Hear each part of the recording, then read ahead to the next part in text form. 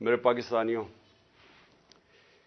میں کئی چیزیں آپ سے بار بار کہہ چکا ہوں اپنے 26 سال کی جب سے میں یہ پالیٹکس میں آیا ہوں، تو میں کئی چیزیں بار بار دہرا چکا ہوں اور مجھے لگتا ہے کہ اس کا اثر ہونا شروع ہو گیا کہ لوگوں کو کئی چیزوں کی اب سمجھ آنی شروع ہو گئی ہے، لیکن آج میں پھر وہ چیز دہراؤں گا۔ 26 سال پہلے میں نے اپنی پارٹی کا نام رکھا تھا انصاف کی تحریک، جس کو انگریزی میں کہتے ہیں رول آف لا، جس کو عام آدمی سمجھتا ہے انصاف، جس کا مطلب کیا ہوتا ہے کہ کمزور اور طاقتور قانون کے سامنے ایک برابر، جس کا مطلب یہ ہوتا ہے کہ جانوروں کے معاشرے میں اور انسانوں کے معاشرے میں جو فرق ہے کہ جانوروں کے معاشرے میں انصاف نہیں ہے، انسانوں کے معاشرے میں وہ انسانی معاشرہ ہوتا ہی تب ہے جدھر انصاف ہوتا ہے۔ جنگل کا قانون اس کو کہتے ہیں اس معاشرے کو، اور جس کو دوسرا نام بنانا ریپبلکس دیتے ہیں، جدھر مائٹ از رائٹ ہوتی ہے، جدھر طاقتور قانون سے اوپر ہوتا ہے، جدھر کمزور کو طاقتور سے تحفظ نہیں ملتا۔ اور اگر آپ دنیا کی تاریخ پڑھیں تو آپ کو ہر جگہ نظر آئے گا کہ جن ممالک کے اندر قانون کی بالادستی بہتر تھی وہ خوشحال تھے۔ رومن ایمپائر دیکھ لو، اس سے پہلے گریک سویلائزیشن تھا، جن کا تاریخ جانتی ہے۔ رومن ایمپائر دیکھ لو، رومن لاز تھے، قانون تھے، باقیوں کو وہ باربیرینز کہتے تھے کیونکہ وہاں قانون نہیں تھے، وہاں انصاف نہیں تھا۔ اور ہم جو مسلمانوں کی تاریخ ہے، میں کیوں بار بار جب سے میں پرائم منسٹر بنا میں بار بار آپ کو مدینہ کی ریاست کی بات کرتا رہا، کیونکہ مدینہ کی ریاست کی بنیاد رکھی گئی تھی عدل اور انصاف پہ۔ جو میرے نبی صلی اللہ علیہ وسلم نے اس قوم کو اٹھایا تھا، 2 سپر پاور تھیں تب بھی، 2 بڑی بڑی طاقتیں تھیں، آدھی دنیا دونوں طاقتوں کی نیچے تھی۔ ادھر سے ان لوگوں کی حیثیت ہی نہیں تھی، ان کو میرے نبی صلی اللہ علیہ وسلم نے دنیا کی امامت کروائی، لیکن بنیاد رکھی عدل اور انصاف پہ۔ قانون کے سامنے سب ایک برابر، فرمایا کہ میری بیٹی بھی اگر جرم کرے گی تو اس کو سزا ملے گی۔ اور پھر جو آج پاکستان کے حالات ہیں، انہوں نے آج سے 1500 سال پہلے تقریباً کہہ دیا تھا کہ وہ قومیں جو طاقتور کے لیے ایک قانون بناتی ہیں اور وہ جرم کرتے ہیں ان کو نہیں پکڑتی اور صرف کمزوروں کو جیلوں میں ڈالتی ہیں، وہ تباہ ہو جاتی ہیں۔ یہ میرے نبی نے 1500 سال پہلے کہہ دیا تھا۔ اور آج میں یہ جو میڈیا آپ کے سامنے آیا ہوں آپ کو یہ بتانے کے لیے کہ جس طرح ہم نماز میں کہتے ہیں نا کہ اللہ ان کے راستے پہ لگا جن کو نعمتیں بخشیں، ان کو نہیں جو تباہی کے راستے پہ نکل گئے۔ یہ ہم 5 وقت کی نماز میں مانگتے ہیں۔ آج ہم ادھر کھڑے ہیں، ایک طرف ہے اللہ کی نعمتوں کا راستہ، مشکل راستہ ہے لیکن انسان کی عظمت کا راستہ ہے، دوسری طرف تباہی کا راستہ ہے۔ جس طرف ہم یہ جو موجودہ سیٹ اپ ہے یہ لے کے جا رہا ہے، میرے پاکستانیوں یاد رکھیں، میں وہ خوش قسمت انسان ہوں، 70 سال جس کی عمر ہے، اللہ مجھے سب کچھ دے بیٹھا ہے۔ کوئی اتنا خوش قسمت نہیں، میں اس کا بار بار شکر ادا بھی کروں تو وہ کافی نہیں ہے۔ کسی انسان کو اس ملک میں اللہ نے اس طرح کی عزت نہیں دی۔ حکومت سے انہوں نے سازش کے تحت مجھے باہر نکالا تو آپ لوگوں نے لاکھوں کی تعداد میں سڑکوں پہ نکلے۔ کس پرائم منسٹر کو آج تک اس طرح کی عزت ملی ہے؟ اور حکومت کے باہر پبلک کے اندر میں نکلا تو جس طرح کی عزت آپ نے مجھے دی کس کو ملی آج تک؟ کون سے پرائم منسٹر کو ملی؟ تو اس کے لیے وزارت عظمیٰ کیا چیز ہے؟ اس سے بڑی چیز کیا ہے کہ قوم اس کی عزت کرتی ہے۔ تو میں آج آپ کے لیے یہ کہنا چاہتا ہوں کہ دیکھیں، یہ آپ ایک بڑے خطرناک موڑ پہ کھڑے ہیں. اگر میری قوم میری آواز آج سن کے آپ جو اللہ نے ہمارے اوپر حکم دیا ہوا ہے جہاد کا، جہاد ہے کیا؟ پہلے میں یہ بھی کلیئر کر دوں، ظلم کے سامنے اور نا انصافی کے سامنے کھڑا ہونا جہاد ہے. اللہ نے ہمارے پہ فرض کیا ہوا ہے. کیوں کیا ہوا ہے؟ ہماری بہتری کے لیے. جو قومیں رائے حق پہ کھڑی ہوتی ہیں اور انصاف کے لیے کھڑی ہوتی ہیں وہ آزاد ہو جاتی ہیں، اور انصاف کے بعد ہی خوشحالی آتی ہے. پہلے مدینہ کی ریاست میں عدل اور انصاف آیا، پھر خوشحالی آئی. نیلسن منڈیلا جو موجودہ بڑا ایک لیڈر میں مانتا ہوں، اس نے بڑی پتے کی بات کی. اس نے کہا اگر تم نے غربت کم کرنی ہے تو پہلے انصاف لے کے آؤ. چائنا نے دنیا کی تاریخ میں کبھی اتنی کسی قوم نے غربت کم نہیں کی جو چائنا نے کی ہے. 70 کروڑ لوگوں کو پچھلے 30-35 سال میں غربت سے نکال لیا انہوں نے. اور اسی قوم نے 450 وزیروں کو کرپشن کے اندر جیل میں ڈالا. یعنی طاقتور وزیروں کو انہوں نے قانون کے نیچے لے کے آئے. تو جو خوشحالی ہوتی ہے وہ انصاف کے ساتھ ہوتی ہے. حضرت علی کا قول ہے کہ کفر کا نظام چل جائے گا لیکن ظلم اور ناانصافی کا نظام نہیں چل سکتا. جدھر ہم جا رہے ہیں یہ نظام نہیں چل سکتا اور نہیں چل رہا. آج پوچھیں لوگوں کے حالات. آج کون سی قیامت آئی تھی کہ اپریل میں ہماری حکومت گئی ہے؟ 65 روپے کلو آٹا تھا، آج 135 روپے پہ پہنچ گیا یا اس سے بھی اوپر. کون سی قیامت آئی تھی کہ بجلی دگنی ہو گئی ہے؟ پٹرول ڈیزل دنیا عالمی مارکیٹ میں تو ان کی تیل کی قیمت کم ہے. کون سی قیامت آئی کہ یہ قیمتیں ان کی آج ادھر پہنچ گئی ہیں؟ کسانوں سے پوچھیں. کون سی قیامت آئی ہے کہ یوریا دگنا ان کو دے رہا؟ 60 ارب روپیہ کسانوں نے صرف گندم کی فصل کے لیے یوریا پہ ایکسٹرا خرچ کیا ہے ہمارے دور سے. تو کیا ہوا پاکستان؟ یعنی ہماری حکومت جانے سے اب تک یہ کیا ہوا کہ بجلی آج دگنی ہو گئی ہے؟ بجلی کے بل لوگوں سے پوچھیں، آج عوام سے پوچھیں تو صحیح ان کے حالات کیا ہیں، اور ابھی مزید اور مہنگائی آنے والی ہے. لیکن جو اس ملک کے طاقتور ڈاکو تھے انہوں نے اربوں روپے کے اپنے کرپشن کے کیسز ختم کروا لیے. 1100 ارب روپے کے اپنے کرپشن کے کیسز ختم کروا دیے اور قوم کو انہوں نے بھیج دیا تباہی کی طرف. آج ہمارا ملک کبھی بھی ہمارے معاشی حالات ایسے نہیں تھے جو آج ہے. تو یہ کیوں ہے؟ سوال پوچھیں نا اپنے آپ سے، کیوں ہے؟ ہم سب سے زیادہ، میں پاکستانی، میں آپ کو بتاؤں جب میں مکہ گیا ہوں مدینہ گیا ہوں سب سے زیادہ مسلمان پاکستانی مجھے ملے وہاں. ہم یہاں تبلیغی جماعت کا اجتماع ہوتا ہے 20 لاکھ لوگ جمع ہو جاتے ہیں کیونکہ سارے یا عاشق رسول ہیں، اپنے دین میں ماننے والے لوگ ہیں. لیکن کیا وجہ ہے کہ ہم تباہی کے راستے پہ کھڑے ہیں؟ کیوں نہیں اللہ ہماری دعائیں کیوں نہیں سن رہا؟ کیونکہ اللہ نے کئی قانون بنائے ہوئے ہیں. سارے جتنے اللہ کے پیغمبر دنیا میں آئے تھے سب ان کی دو میسیجز ہی تھیں، صرف پیغام دو تھے: انصاف قائم کرو اور انسانیت، یعنی کمزور کی مدد کرو. جو کہ جانوروں کے قانون کے اندر کمزور کی سروائیول آف دا فٹسٹ ہے، کمزور مر جاتا ہے. انسانی معاشرے میں ہم اپنے کمزور طبقے کی مدد کرتے ہیں. جس کو پہلی دنیا کی تاریخ میں فلاحی ریاست بنائی تھی وہ مدینہ میں بنائی گئی تھی، انسانیت کا نظام آیا تھا.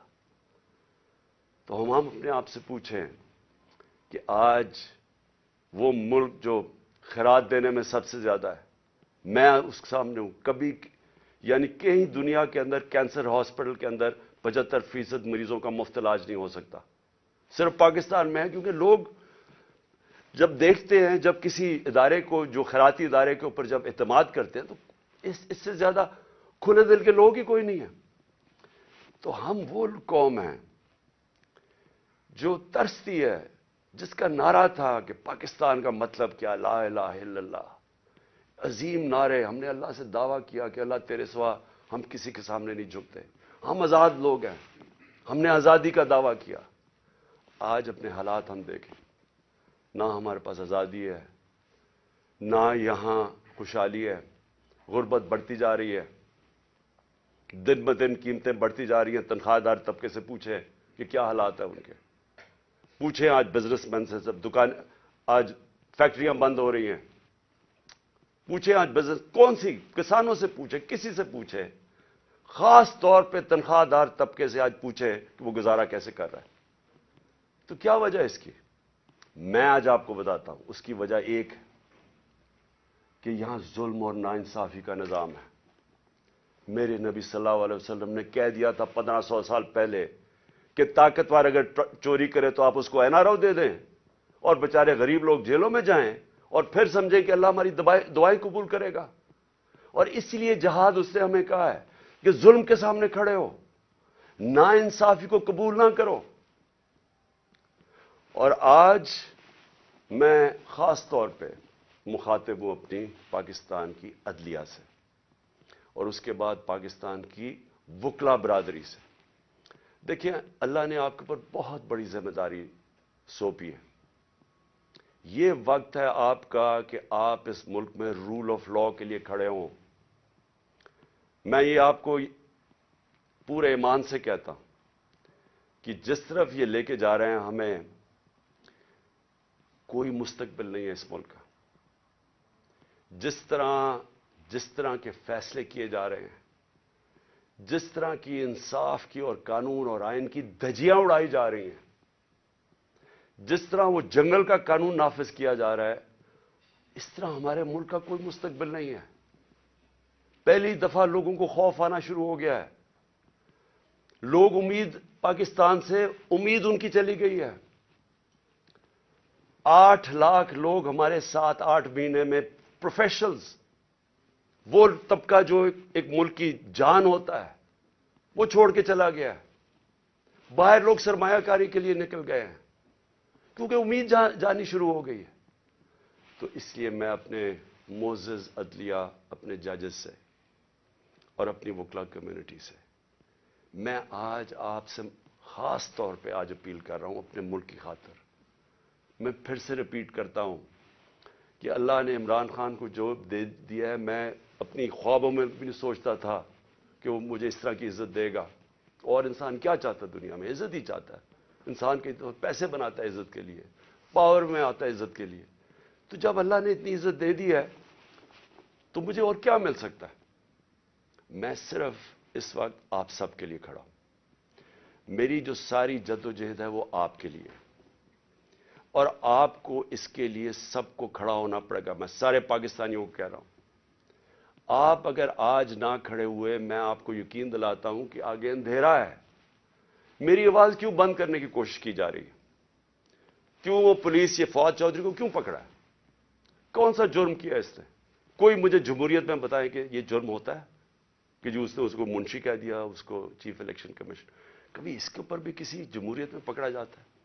اعظم سواتی کا کیا قصور تھا؟ کیا اس نے کہہ دیا کہ جناب ایکس آرمی چیف نے NRO-2 دے دیا؟ تو یہ سینیٹر ہے، اس کی رائے ہے. یہ باقی اس ملک کی اکثریت سمجھتے ہیں کہ یہ ٹھیک ہے.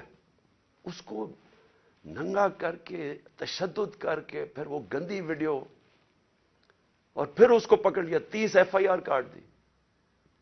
شہباز گل، ارشد شریف، جو ارشد شریف کی خبریں آتی ہیں کہ کس طرح اس سے کیا گیا. کیا بچہ جانتا ہے پاکستان میں کہ ارشد شریف جیسا خوددار، دیانتدار، کریڈیبل، ایک محب وطن، شاید ہی کوئی صحافی آیا ہو. اس سے جو کیا ہے، اور یہ جو میرے اوپر قاتلانہ حملہ کس لیے کیا گیا؟ میں نے کون سا جرم کیا تھا؟ اور اس کے اوپر ابھی میں آتا ہوں جب میں باقی چیزیں بھی آپ کو سامنے رکھتا ہوں. لیکن میں آج اپنی قوم کو کہہ رہا ہوں کہ دیکھیں، آپ کا مستقبل آپ کے ہاتھ میں ہے. آپ ہیں اللہ کے بعد اس ملک کے وارث. آپ کو اپنی تقدیر اپنے ہاتھ میں لینی پڑے گی. یہ میرا وعدہ ہے کہ جب تک میں زندہ ہوں میں اس ملک کے لیے سٹرگل کروں گا. میں کیوں سٹرگل کروں گا؟ کیونکہ میں کبھی نہیں بھولتا کہ بچپن سے مجھے بتایا گیا ہمارے بڑوں نے کہ تم خوش قسمت ہو، تم آزاد ملک میں پیدا ہوئے ہو.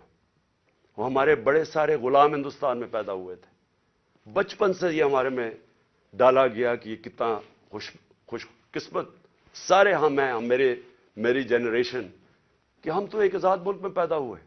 میں کبھی بھی جب دنیا میں باہر گیا، کرکٹ کھیلی، بڑا ٹائم گزارا ہے، پروفیشنل کرکٹ کھیلتا تھا، کبھی میرے ذہن میں یہ نہیں آیا کہ میں پاکستان کے علاوہ کسی اور ملک میں رہ سکتا ہوں.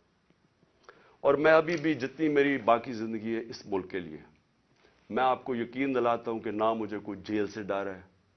موت میں نے اپنے اتنے قریب سے دیکھی ہے کہ اتنے قریب سے دیکھی ہے. مجھے پورا اللہ پہ اعتماد ہے. میں لا الہ الا اللہ پہ ماننے والا انسان ہوں. جب اس کا فیصلہ ہوگا، قرآن شریف کے اندر آپ پڑھ لیں، آپ نہ آگے ہوتا ہے ٹائم نہ پیچھے ہوتا ہے. اس لیے مجھے کوئی فکر کسی کی نہیں ہے. اور مجھے کوئی یہ جو ہر وقت جیل لے کے جانے لگے ہیں، مجھے اس سے کوئی فکر نہیں ہے. اور نہ ہی میں آپ سب کو کہتا ہوں آپ کو یہ جیل سے ڈرنا نہیں چاہیے. جیل کا ڈراوے جی جیل میں ڈال دیں گے، ڈال دیں جیل میں، کتنوں کو ڈالیں گے.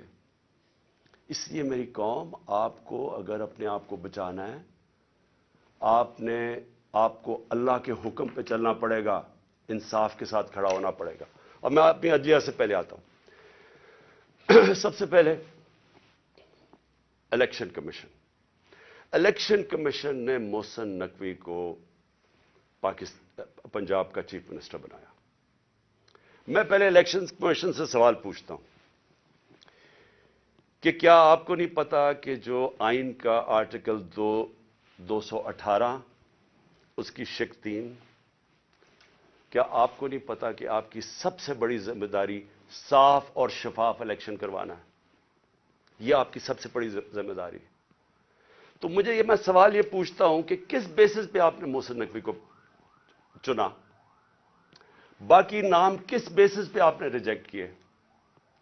جبکہ ہم نے وہ نام چن کے دیے جو ہم سمجھتے تھے کہ نون لیگ ایکسپٹ کر جائے گی ان کو، کیونکہ سکھیرا صاحب اس وقت کیبنٹ سیکرٹری ہیں، شہباز شریف کے کیبنٹ سیکرٹری ہیں. اس سے بعد ناصر کھوسہ کا نام دیا جو ان کے پرنسپل سیکرٹری نواز شریف کے رہ چکے ہیں، شہباز شریف کے چیف سیکرٹری. یعنی وہ لوگ جو ان کو ایکسیپٹیبل ہے. ہم نے اپنی طرف سے نیوٹرل امپائر رکھنے کی کوشش کی. تو کس بیسس کے اوپر یہ محسن نقوی کو آپ لے کے آئے؟ کیا آپ اس کے بیک گراؤنڈ کا نہیں پتا تھا؟ یا شاید لگایا اس لیے تھا کیونکہ آپ کو پتا تھا یہ کون ہے؟ کیا یہ نہیں پتا کہ یہ آدمی رجیم چینج جو ہماری گورنمنٹ گرائی گئی ہے اس میں اس نے سب سے بڑا رول اس کا تھا. ایک تو اوپر کا رول تھا نا ایکس آرمی چیف کا، لیکن اس کا اس کے بعد یہ ان چند لوگوں میں سے تھا جو سب سے زیادہ یہ بھاگ دوڑ کی اس نے ہماری حکومت گرانے کے لیے. کیا یہ آصف زرداری کے ساتھ سندھ ہاؤس جدھر پیسے چلے تھے یہ وہاں نہیں تھا؟ کیا آصف زرداری اس کو اپنا بیٹا نہیں کہتا؟ کیا اس کا جو چینل ہے، لوگوں کو نہیں پتا اس کی چینل کا کس کے بار بار جو پروپیگنڈا ہمارے اگینسٹ کب سے کر رہا ہے؟ اور پھر سب سے بڑی بات کہ جو آج نیب کے چیئرمین ہیں آفتاب سلطان، نیب کے چیئرمین آفتاب سلطان نے اسی محسن نقوی کے اوپر انویسٹیگیشن کی تھی. یہ انویسٹیگیٹنگ آفیسر تھے اور ان کی ریکمنڈیشن پہ انہوں نے 35 لاکھ روپیہ نیب کو واپس کیا تھا. تو میں الیکشن کمیشن سے پوچھنا چاہتا ہوں کہ کوئی اور آپ کو نہیں ملا کہ صرف چن کے آپ وہ آدمی لے کے آئے ہیں جو کہ ہمارا سب سے خلاف تھا؟ اور اس نے آتے ساتھ ہی کیا کیا؟ یہ جو اب فواد چودھری کا ہوا ہے 3 دفعہ، اور میں جج صاحب کو سلام کرتا ہوں، 3 دفعہ انہوں نے کہا کہ فواد چودھری کو طلب کیا عدالت میں، اور تینوں دفعہ نہیں اس عدالت میں پریزنٹ کیا گیا.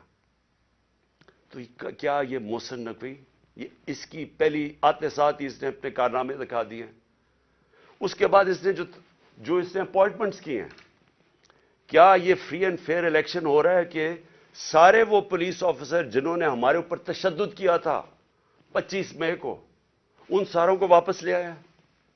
ایڈوکیٹ جنرل آفس کے اندر وہ سارے لوگ جو کہ حمزہ شریف کے دوران تھے، ان کو واپس لے آیا؟ کیا یہ صاف اور شفاف الیکشن کی تیاری ہو رہی ہے؟ کیا اس کو کہتے ہیں a neutral caretaker setup? Caretaker setup کا تو مطلب ہی یہ تھا کہ ایک نیوٹرل امپائر آئے گا. کیا یہ نیوٹرل امپائر ہے؟ اور ابھی سے ہی پولیس نے ہراساں شروع کر دیا ہے.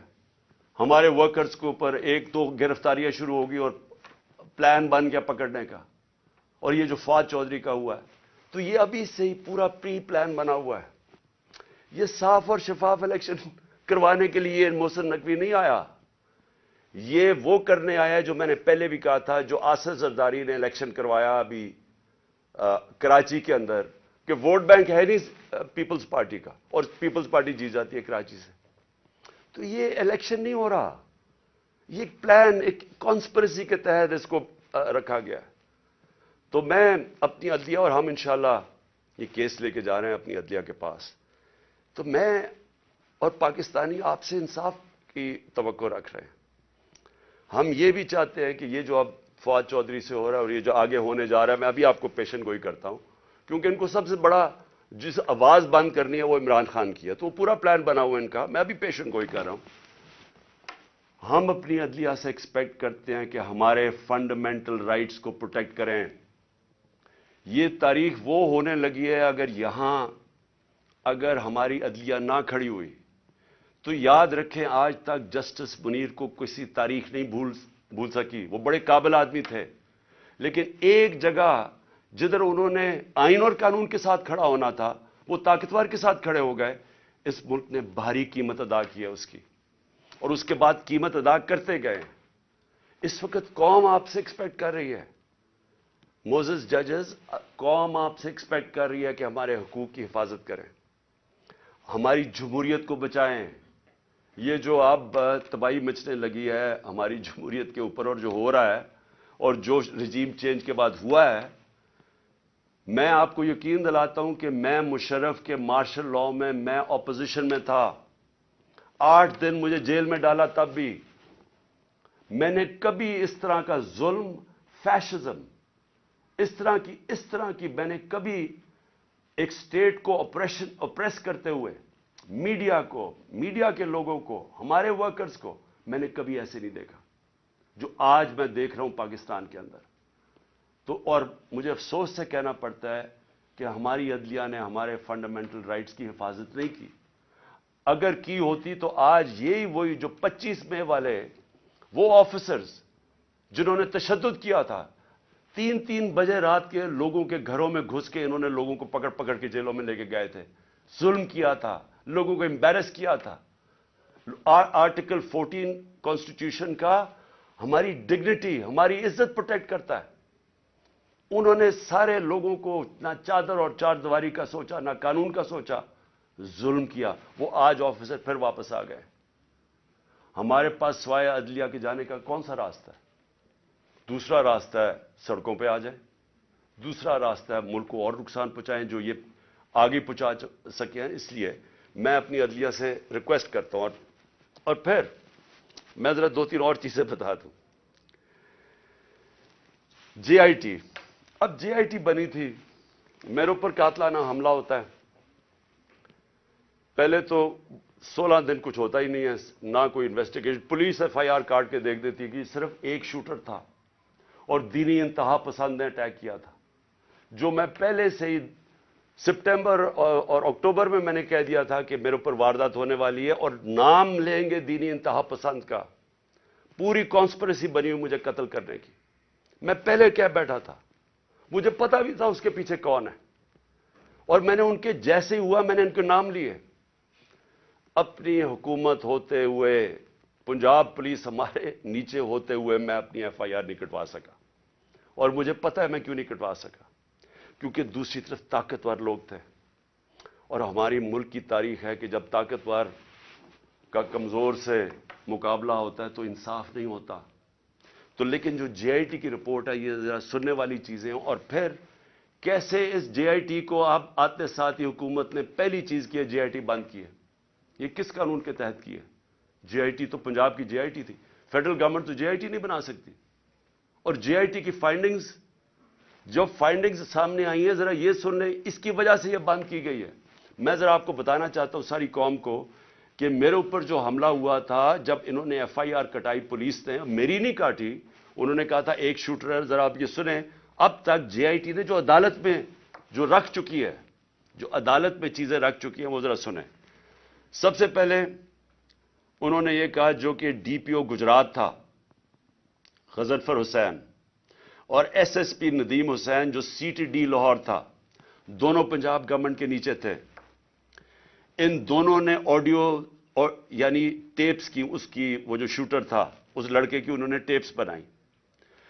اور جب اس کی ٹیپس بنائی تو جب جے آئی ٹی نے مانگا ان سے ان کا موبائل فون، اور جب جے آئی ٹی نے ان کو بلایا ان دونوں کو، انہوں نے صاف انکار کر دیا کہ ہم جے آئی ٹی میں نہیں آتے. کون تھا ان کے پیچھے جو اتنا طاقتور تھا اور جس کو خوف تھا کہ کہیں جے آئی ٹی میں سچ نہ نکلا ہے؟ ان کو روک دیا. پھر ذرا آگے چلیں. اس کے بعد جب جو سیکنڈ جو دوسری ویڈیو بن رہی تھی، وہ نوید جو شوٹر تھا اس کی سی ٹی ڈی میں جب اس کی جو ویڈیو بن رہی تھی، اب ذرا یہ سنیں. رپورٹ لکھتی ہے جے آئی ٹی کے 4 سے 5 جو نامعلوم لوگ وہاں موجود تھے. وہ کون تھے؟ پولیس سی ٹی ڈی کے اندر اس کی بنایا جا رہا ہے اس کا سیکنڈ ویڈیو، اور وہ بھی اس کی کون سا قانون اجازت دیتا ہے کہ پولیس ویڈیوز بنا کے ریلیز کرتی رہے میڈیا کو؟ لیکن وہاں جو سب سے زیادہ چیز ہے 4 اور 5 وہ جے آئی ٹی کہتی ہے نامعلوم لوگ وہاں بیٹھے ہوئے تھے. یہ کون تھے؟ پھر اسٹیبلش ہو جاتا ہے 3 طریقوں سے. آئی وٹنسز جو گواہ دیکھتے ہیں وہ شوٹر کو 3، ایک فورینزک کے ذریعے، اور ایک پھر فورینزک کے ذریعے یعنی کہ جو خول ملے تھے ان کی گولیوں کے، وہ 3 جگہ سے ملے. اور کرائم سین رپورٹ جو تھی ان سب نے ثابت کیا کہ 3 شوٹر تھے. یعنی جو انہوں نے رپورٹ بنائی تھی کہ صرف ایک دینی انتہا پسند نے قتل کرنے کی کوشش کی، اس کو سب کو رد کر دیا. اس لیے یہ آتے ساتھ ہی انہوں نے جے آئی ٹی بند کی، کیونکہ میں نے نام تو ایک شہباز شریف کو رانا ثناء اللہ کا لیا ہوا ہے اور وہی بیٹھے ہوئے ہیں فیڈرل گورنمنٹ میں، اور انہوں نے آ کے انہی کے نیچے اب جے آئی ٹی بنے گی. اس لیے میں نے پہلے دن کہا تھا کہ چیف جسٹس صاحب آپ کے نیچے اگر انکوائری ہوگی تو شاید انصاف ملے. ان کے ہوتے ہوئے اور وہ جو ایجنسی کا آفیسر ہے ڈرٹی ہیری، مجھے کوئی امید انصاف کی نہیں تھی. اور وہ آپ ذرا دیکھیں کہ جو اس جے آئی ٹی نے جو چیزیں بھی نکالی اس کے اوپر بھی ذرا دیکھیں کہ انہوں نے کس طرح اس کو بند کرنے کی کوشش کی. پھر یہ ثابت ہو گیا کہ جو لڑکا نوید تھا وہ کوئی دینی انتہا پسند نہیں تھا، اور اس کو ٹریننگ دی گئی تھی پسٹل شوٹنگ کے اندر. کوئی پسٹل شوٹنگ ایسے نہیں کرتا کہ سیدھی ایسے ریپڈ فائر کرے، وہ ٹرینڈ تھا. اور جو 5ویں چیز سامنے آئی، 4 جے آئی ٹی ممبرز کے اوپر پریشر ڈالا گیا. کس نے ڈالا؟ اور انہوں نے اپنی چینج کی رپورٹ، جو عدالت میں جو تھی رپورٹ اس کی فائنڈنگ چینج کر دی. اور پھر کیا ہوتا ہے، جو پروسیکیوٹر جنرل ہے،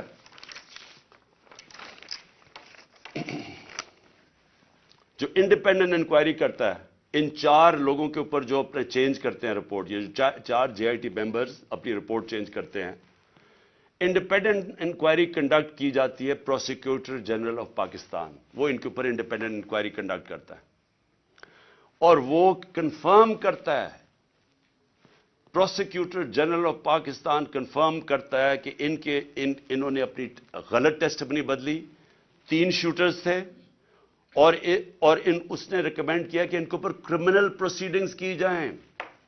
کہ انکوائری کو سیبوٹاج کرنے کے لیے جو 4 جے آئی ٹی ممبرز نے جنہوں نے چینج کیا ہے.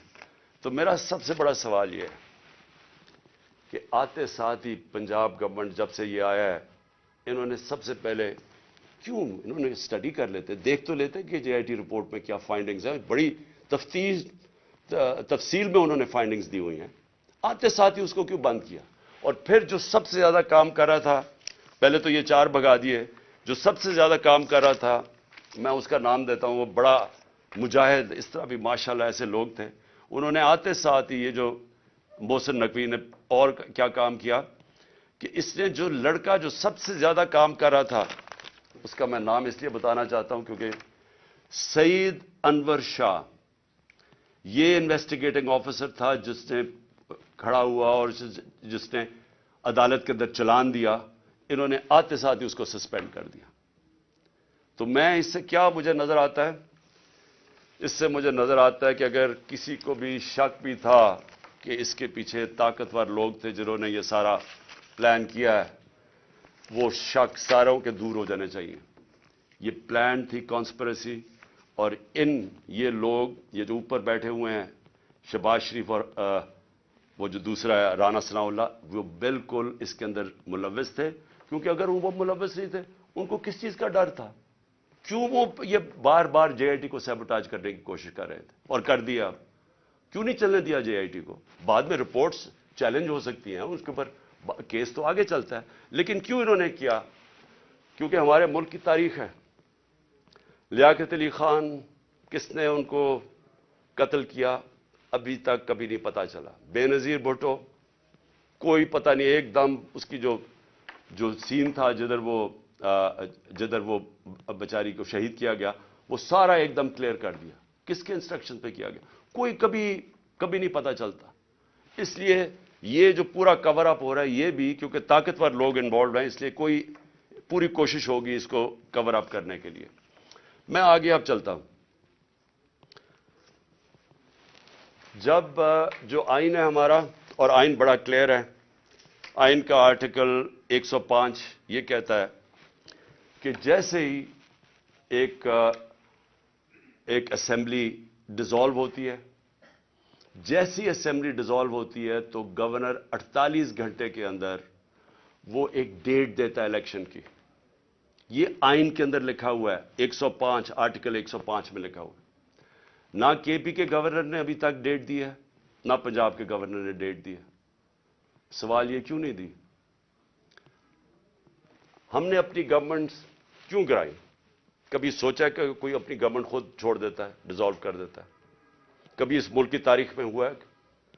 60% پاکستان جس کے اوپر ہماری گورنمنٹ ہو, ہم خود ہی کہیں کہ جی ٹھیک ہے یہاں ہم اسمبلیز ڈیزالو کرتے ہیں.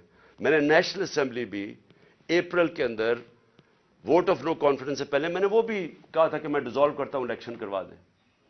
تو یہ اس لیے کرتے ہیں, ہم نے اس لیے فیصلہ کیا کہ جب ایک ملک کے اندر سیاسی طور پہ استحکام نہیں ہوتا تو معیشت کے اوپر ڈائریکٹ اس کا امپیکٹ جاتا ہے. ہم نے یہ اس لیے اپنی اسمبلیاں ڈیزالو کی کیونکہ ہمیں نظر آ رہا ہے کہ ملک تباہی کی طرف جا رہا ہے, ڈیفالٹ کی طرف جا رہا ہے. جس طرح میں پہلے کہہ بیٹھا ہوں کہ کسی طبقے سے پوچھ لیں آج پاکستان میں کہ معیشت کا کیا حال ہے, وہ سارے آپ کو یہ کی جواب دیں گے برے حالات ہیں, گر رہا ہے نیچے. تو ہم نے اس کو اس لیے اپنی گورنمنٹس کی قربانی دی کہ ہم یہ سمجھتے ہیں کہ اگر ہم نے اس ملک کو اٹھانا ہے واپس تو سب سے پہلے صاف اور شفاف الیکشنز کی ضرورت ہے. صاف اور شفاف الیکشنز کا مطلب پولیٹیکل سٹیبلٹی. جب لوگوں کو ایک اعتماد ہوگا, بزنس کمیونٹی کو جو باہر بیٹھی ہے, جو اندر بیٹھی ہے, کہ اب 5 سال کے لیے حکومت آ گئی اور پبلک مینڈیٹ کے ساتھ جو بڑے فیصلے کر سکتی ہے, جو ضرورت ہے آج پاکستان کو نکالنے کی اس دلدل میں سے, تو تب ہی ملک اٹھ سکتا ہے. ان کے اوپر تو نہ باہر نہ کسی کو اندر اعتماد رہ گیا ہے. تو یہ تو جتنی دیر چلتی رہے گی لوگوں کی تو تباہی ہے اس کے اندر. تو اس لیے ہم نے اپنی گورنمنٹس ڈیزالو کی تھی. ہمارا سوچ یہ تھی کہ اس کے بعد الیکشنز کی طرف ہم جائیں گے, اور اس لیے قربانی دی تھی. ابھی تک لگ یہ رہا ہے, اور یہ جو محسن نقوی کو لے کے آئے ہیں, اب یہ واضح ہو گیا کہ ان کا کوئی موڈ الیکشن کروانے کا نہیں ہے.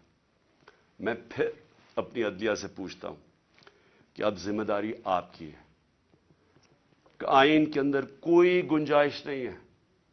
جیسے ہی گورنمنٹ ڈیزالو ہوتی ہے آرٹیکل 105 105 واضح طریقے سے کہتا ہے کہ 90 دن کے اندر آپ نے الیکشن کروانے.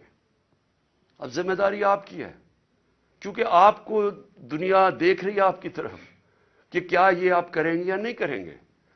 کیونکہ میں پھر سے کہتا ہوں کہ مجھے افسوس سے کہنا پڑتا ہے کہ ہمارا ملک وہ نہیں بن سکا جو بننا چاہیے تھا. اور اس کی بہت بڑی وجہ یہ ہے کہ یہاں کبھی بھی رول آف لا نہیں ہوا. یا طاقتور ہمیشہ قانون سے اوپر ہے. تو یہ بار بار جب ہم ان سے بھی پوچھتے ہیں یہ جو بیٹھے ہوئے ہیں اس وقت امپورٹڈ گورنمنٹ ایک ہارس ٹریڈنگ کے ذریعے رشوت دے کے خرید و فروخت کر کے آج بیٹھے ہوئے ہیں اوپر, یہ بھی کہتے ہیں جی ہو جائے گا, کوئی چیز ہو جائے گی, آگے چلے جائے گا الیکشن. بھئی کیسے چلے جائیں گے؟ آئین ہے یا نہیں ہے؟ اگر آپ کا ملک کے اندر آئین ہے اور کوئی قانون ہے تو پھر تو یہ آگے جا ہی نہیں سکتے 90 دن سے. تو یہ بھی آج میں اپنی عدلیہ کو کہنا چاہتا ہوں کہ اب آپ کے اوپر بہت بڑی ذمہ داری آنے والی ہے, کیونکہ یہ جو محسن نقوی کو لے کے آئے ہیں اس کو کوئی ان کا نہیں نظر آ رہا کہ یہ الیکشن کروائیں گے. پھر میں آخر میں اپنی قوم سے بس یہ بات کر کے اپنی بات ختم کرتا ہوں کہ دیکھیں, میں جس طرح شروع کیا تھا کہ اللہ میرے پہ بڑا مہربان رہا ہے, میں اس کا شکر ادا جتنا بھی کروں کم ہے کہ مجھے تو اس ملک میں جو آپ نے عزت دی وہ کسی کو دی نہیں پہلے. لیکن میں ایک چیز جانتا ہوں کہ میں کسی صورت اگر کسی کا خیال ہے کہ میں ان چوروں کے نیچے مان جاؤں گا ان کی غلامی, میں واضح کر دوں کہ آخری گیند تک لڑوں گا, آخری اپنی سانس تک ان کا مقابلہ کروں گا. کوئی مجھے نہ جیل اور نہ یہ جو ڈراتے رہتے کوئی فکر نہیں ہے. اللہ نے ایمان دیا ہے, ایمان کی قوت دی ہے, اور سب سے بڑی قرآن کی آیت ہے کہ جو لوگ ایمان لے آئے اللہ ان کے خوف دور کر دیتا ہے, ان کو آزاد کر دیتا ہے. میں ایک آزاد انسان ہوں, میں کبھی غلامی کسی کی نہیں مانتا. میں لا الہ الا اللہ میرے دل میں ہے. میں نے اللہ کے سامنے دعویٰ کیا ہوا کہ اللہ تیرے سوا کوئی خدا نہیں ہے, کوئی خوف کے بت کی میں پوجا کرتا نہیں, اور نہ آپ کو کرنی چاہیے. کیونکہ میں ایک مثال دیتا ہوں ہمیشہ لوگوں کو, کیونکہ اسلام کی تاریخ آپ پڑھیں تو جو سب سے دردناک اور تکلیف دہ واقعہ وہ ایک ہی ہے, جس طرح حضرت امام حسین کی شہادت ہوئی. اور میں ہمیشہ یاد کراتا ہوں لوگوں کو کہ کوفہ کے لوگوں کو انہوں نے تو بلکہ دعوت دی تھی امام حسین کو, ان کو پتا تھا وہ رائے حق پہ ہے, ان کو پتا تھا کوفہ کے لوگوں کو, لیکن یزید کے خوف کے ظلم کے خوف کی وجہ سے انہوں نے اتنا بڑا سانیہ ہونے دیا اسلام میں. آپ بھی یہ خوف کا بت توڑ دیں, میری طرح آزاد ہو جائیں, اور کسی صورت ان کو نہ قبول کریں. مجھے جو صرف ایک افسوس ہے کہ میں جب سیاست شروع کی تھی 26 سال پہلے تو میں یہ سمجھتا تھا کہ 2 طرح کے طبقے پاکستان میں ہیں. ایک وہ طبقہ ہے چھوٹا سا جو اس ملک کا پیسہ چوری کر کے باہر لے جاتا ہے, ان کے پاس اربوں ڈالر باہر پڑے ہیں, بڑے بڑے پراپرٹیز, مے فیئر سب سے مہنگے علاقے میں لنڈن میں پراپرٹی ہے, بیٹا ون ہائیڈ پارک وہ سب سے مہنگا علاقہ ہے, آف شور اکاؤنٹس میں ان کے پیسے پڑے ہوئے ہیں. تو میں ان کو تو پاکستان نیچے جاتا ہے ان کو کیا ہوگا, جب مشکل پڑتی ہے جہاز پکڑ کے باہر چلے جاتے ہیں. تو ایک ایسا طبقہ چھوٹا سا بیٹھا ہوا ہے, ہر وقت پیسہ اس ملک سے چوری کر کے باہر لے جاتا ہے. ٹیکس بزنس مین ہے, ٹیکس چوری کیا وہ باہر. ریل اسٹیٹ کے اندر بیٹھے ہوئے لوگ جیسی پیسہ بنتا ہے حوالے ہنڈی سے پیسہ باہر. تو ان کو کوئی تکلیف نہیں ہے کہ پاکستان نیچے جاتا یا نہیں, ان کو تکلیف نہیں ہے کہ ہم غلامی کریں, کبھی کسی کی غلامی جو آج تک کرتے آئے ہیں ان کو فکر نہیں ہے, کیونکہ ان کا سٹیک پاکستان میں نہیں ہے. اور اس لیے میں ان کے خلاف نکلا تھا آج سے 26 سال پہلے, اور اس لیے جب تک میرے میں سانس ہے میں ان کا مقابلہ کروں گا. لیکن ایک دوسرا طبقہ جن کا جینا مرنا پاکستان میں وہ اکثریت اس ملک کی عوام ہے.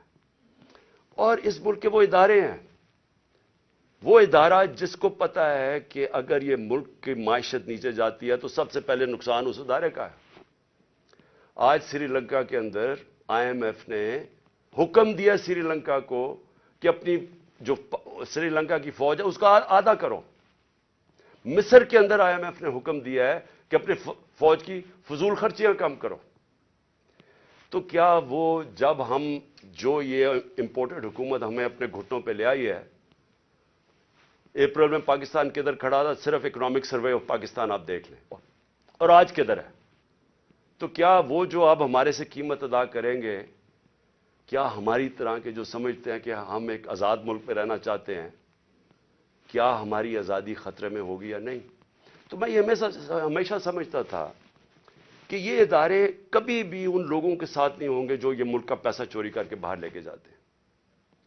اور مجھے بڑا افسوس سے کہنا پڑتا ہے کہ ہماری حکومت ہٹا کے ان لوگوں کو بیک کیا گیا جو اس ملک کو 30 سال سے لوٹ رہے تھے. چھوڑیں کہ میں کیا کہتا ہوں، صرف انٹرنیشنل میڈیا ان کے متعلق کیا کہتا ہے. آج تو ٹیلی فون ہے، اپنا گوگل کر لیں کہ ان دونوں بڑے خاندانوں کے اوپر انٹرنیشنل میڈیا کیا کہتا ہے. ان کے خلاف ہماری اسٹیبلشمنٹ نے، ہماری ایجنسیز نے کیا کیا چیزیں نکالی ہوئی ہیں ان کی چوری کے اوپر. تو مجھے حیرت یہ ہوئی کہ رجیم چینج کے بعد ان کے ساتھ کیسے کھڑے ہو گئے وہ ادارہ جس کا سب سے زیادہ سٹیک ہے کہ پاکستان ایک طاقتور ملک بنے. کہ اگر ایک ملک کی معیشت نیچے جاتی ہے تو ہمیں سوویت یونین کی مثال ہے کہ وہ ملک ٹوٹ گیا، تکڑی ترین فوج تھی لیکن ملک ٹوٹ گیا کیونکہ معیشت نیچے چلے گئی.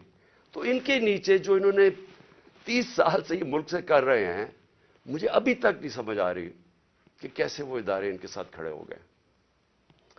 میں آخر میں اپنی ساری قوم کو کہنا چاہتا ہوں